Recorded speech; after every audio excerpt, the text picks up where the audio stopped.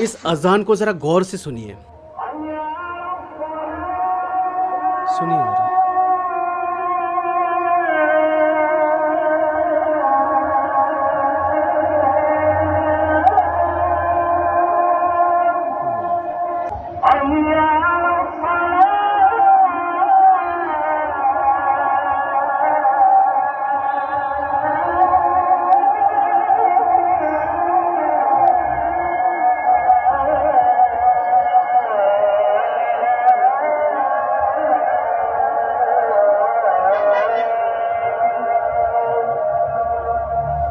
क्या आपको नहीं लगता कि आवाज़ में एक अलग ही दर्द छुपा हुआ है? ये शायद फ़िलिस्तीन